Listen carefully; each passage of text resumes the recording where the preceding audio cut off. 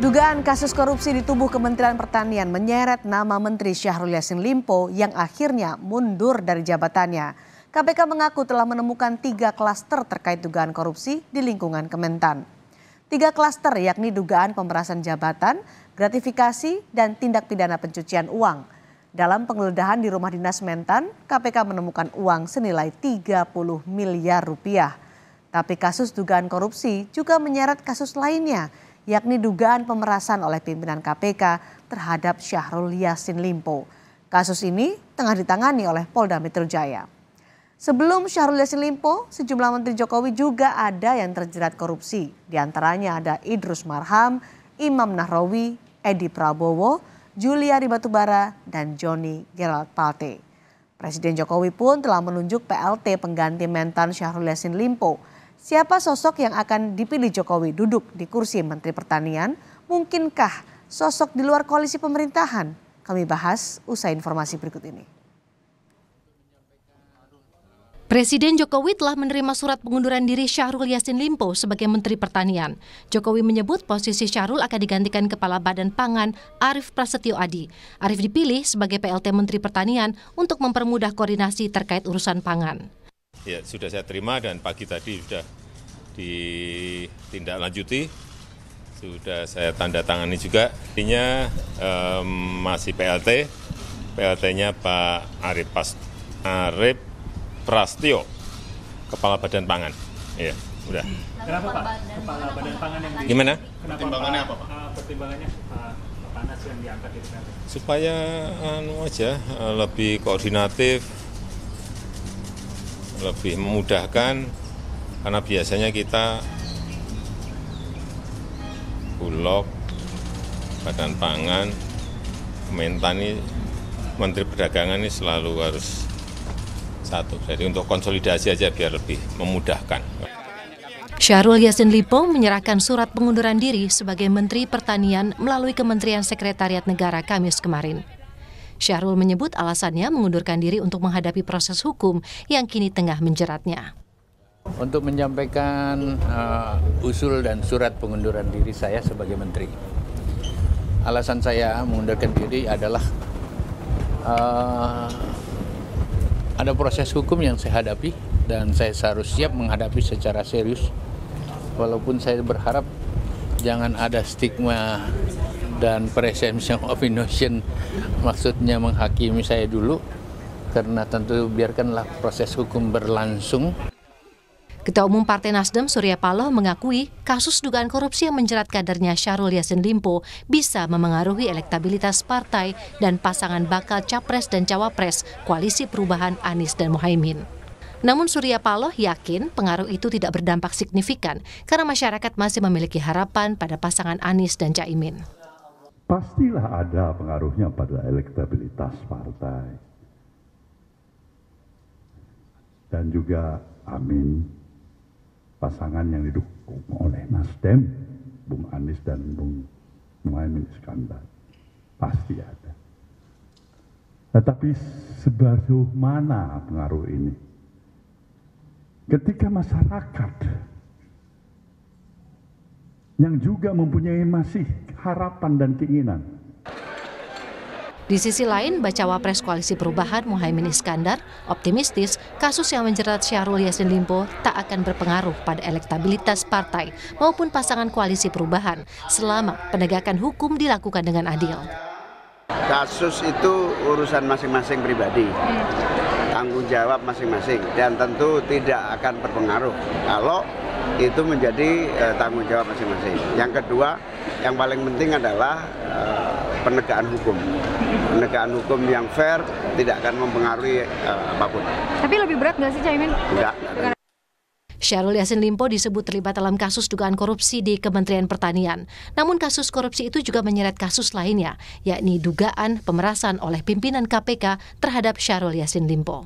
Pengusutan kedua kasus dilakukan paralel, baik oleh KPK dan Polda Metro Jaya. Tim Liputan, Kompas TV.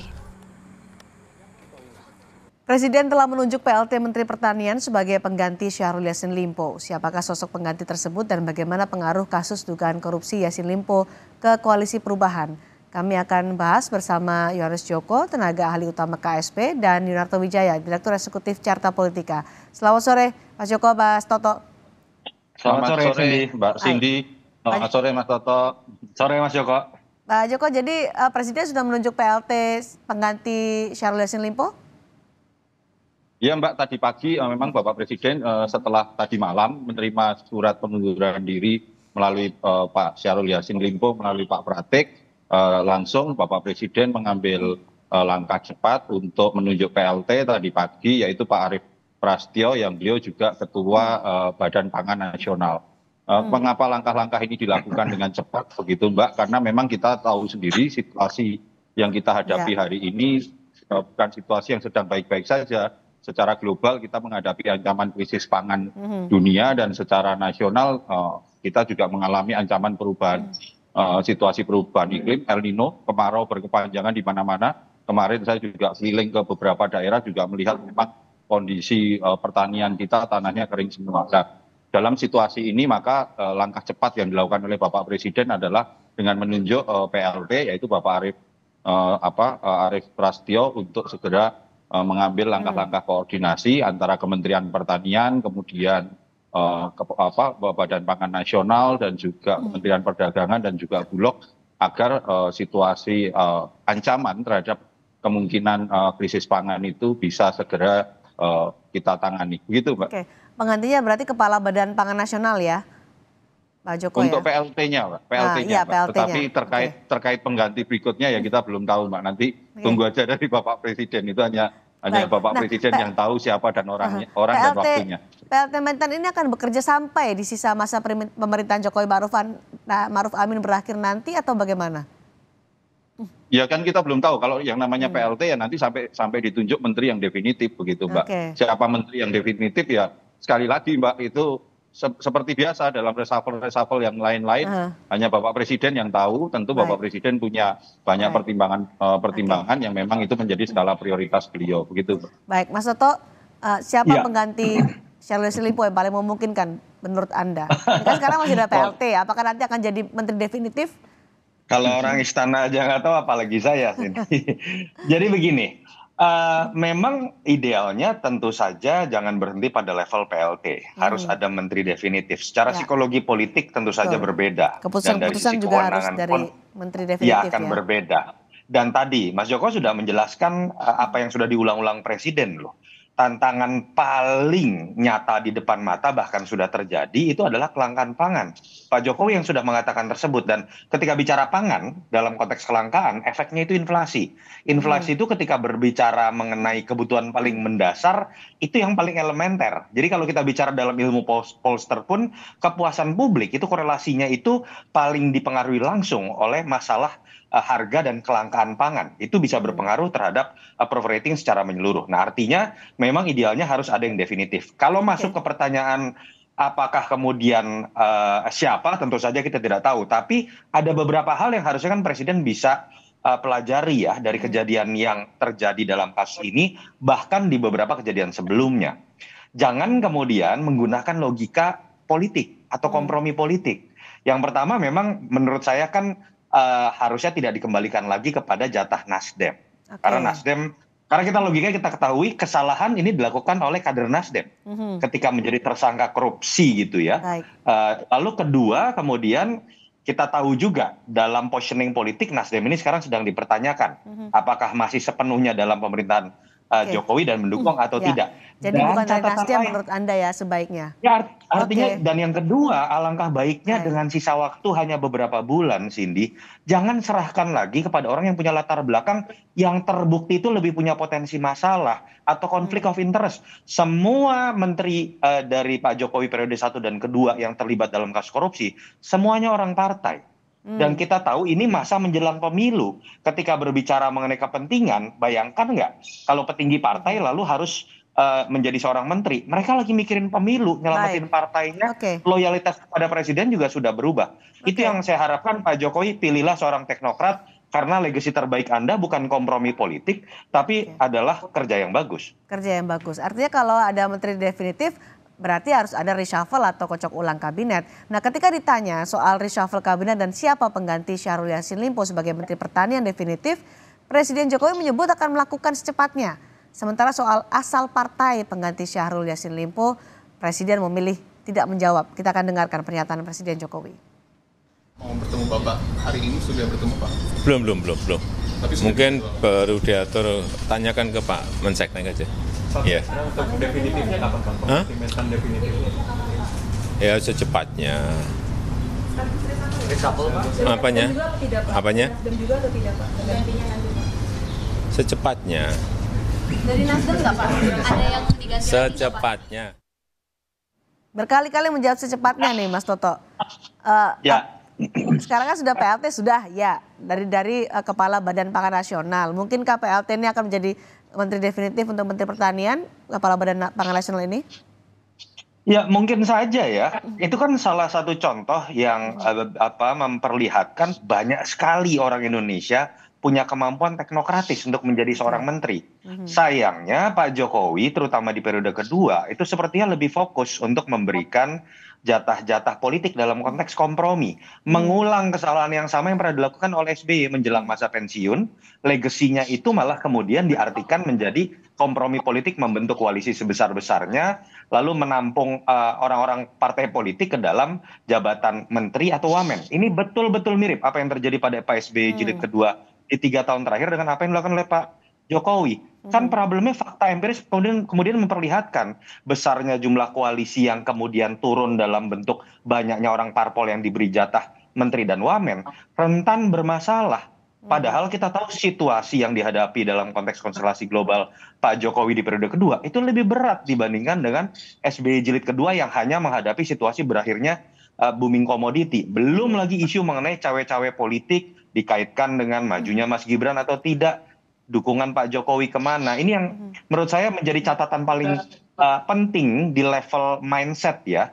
Ketika ingin mengganti seorang mentan yang menjadi jangkar salah satu tantangan terpenting dalam konstelasi global terkini, jangan menggunakan logika kompromi politik tadi. Mas Arief Prasetyo menurut saya mumpuni. Tapi mungkin kalau mau dilakukan sebuah perbandingan dengan sosok-sosok lain, banyak juga teknokrat di bidang pertanian yang menurut saya memang jauh lebih mumpuni dibanding Syahrul Yassin Limpo yang kita tahu memang menduduki kursi ini lebih karena faktor akomodasi politik terhadap Partai Nasdem. Oke, apalagi saat ini kita menghadapi ya ancaman krisis pangan di depan mata karena El Nino. Nah, dari Pak Joko, PLT Menteri Pertanian ini apa yang kemudian ditugaskan oleh Presiden mengisi kekosongan karena saat ini kan masih banyak sekali PR-PR yang dilakukan oleh Menteri Pertanian terutama untuk ketahanan pangan kita. Ya, sebelumnya ini Mbak, saya ingin menanggapi yang Mas Toto tadi Mbak, bahwa pilihan Bapak Presiden tentu dalam susunan kabinet apakah itu orang partai atau bukan, ya tidak berarti juga orang partai tidak punya kualitas. Orang partai juga banyak yang berkualitas, tapi ada juga yang ini kan situasinya kan situasi pilihan-pilihan dalam melihat masa depan dari bagaimana menjalankan kabinet ini. Nah, kalau terkait dengan tugas yang dibebankan kepada Pak Arief Prasetyo, seperti yang Bapak Presiden tadi sampaikan, perlu koordinasi dengan cepat karena memang Badan Pangan ini kan menjadi salah satu hub untuk bagaimana kita mengatasi kelangkaan pangan untuk berkoordinasi dengan Bulog, Kementerian Perdagangan, Kementerian dan juga satu lagi Kementerian Perdagangan. Nah, situasi-situasi ini dan langkah-langkah taktis itu harus dilakukan bahwa apakah karena kasus Pak Yassin Limpo ini berdampak, ya pasti kalau ada dampak itu pasti begitu. Dampak ya apapun struktur kalau ada perubahan berdampak, tetapi kan dampak ini dengan cepat itu dilihat oleh Bapak Presiden, dilakukan mitigasi dengan menunjuk PLT mengenai definitif dari menteri yang definitif siapa itu juga beliau juga sudah sampaikan akan secepatnya. Apakah kapan waktunya, ya mudah-mudahan dalam waktu cepat begitu. Karena itu adalah konsekuensi dari situasi yang kita hadapi saat ini terkait penetapan Bapak Syahrul Yassin Limpo. Kalau Pak Jokowi menyatakan siapa orangnya itu masih menjadi hak prerogatif Presiden. Tapi karena secepatnya, tadi Presiden menegaskan secepatnya, berkali-kali menjawab secepatnya. Apakah KSP sudah mengetahui kapan Presiden akan mengumumkan pengganti Syahrul Yassin Limpo? Nah, kalau itu memang sudah itu semua juga tahu Mbak, itu ranahnya Bapak Presiden. Jangankan KSP, orang-orang yang lebih dekat lagi juga belum ada yang tahu Mbak. Karena ini kan hal yang mendesak juga ya saat ini untuk mendapat pengganti Syahrul Yassin Limpo. Yang pasti saya yakin Bapak Presiden sudah punya kandidat, sudah punya bayangan-bayangan siapa yang akan menggantikan atau seperti apa langkah-langkahnya. Kita tunggu saja dalam 1-2 hari ke depan ini gitu. Oke, Mas Toto, kira-kira menurut Anda Ya. apa yang harus dilakukan oleh Presiden dalam waktu dekat mengganti secepatnya pengganti Syahrul Yassin Limpo? Singkat saja. Ya, tadi sih saya hanya memberikan satu rambu ya. Jangan sampai kemudian situasi seperti ini malah kemudian dikaitkan misalnya dengan situasi 2024. Ya. Makanya kemarin kan saya nggak menyalahkan teman-teman wartawan tadi sampai bertanya kepada Presiden dari partai mana, dari partai atau tidak misalnya. Orang mengkaitkan misalnya pertemuan dengan SBY. Poin Ya. paling penting adalah ini kementerian yang sifatnya harusnya memang teknokratis, yang memang kemudian harusnya juga bisa diakui oleh Presiden menghadapi tantangan terberat kelangkaan pangan, krisis pangan dan lain-lain. Dan tadi saya ingin menjawab sedikit Mas Joko. Betul, teorinya adalah Presiden pasti punya hitung-hitungan secara kualitas ya mengenai menteri mau dari parpol atau non parpol, jangan kemudian ada yang dianaktirikan.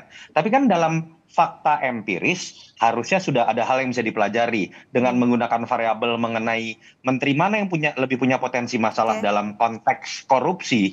Terbukti semua menteri dari Pak Jokowi yang terkena kasus korupsi adalah menteri berasal dari parpol. Jangan sampai ketika ingin mengganti logikanya masih menggunakan logika-logika seperti itu setelah belajar dari sebuah pengalaman selama hampir 2 periode ini. Itu aja. Ini dia menarik, ditunggu prerogatif Presiden digunakan untuk mengganti Syahrul Yassin Limpo sebagai Menteri Pertanian. Terima kasih Mas Yunarto, terima kasih juga Pak Joko sudah bergabung bersama kami. Terima kasih. Sampai Terima jumpa. kasih Mbak Cindy. Thank you Mas Joko.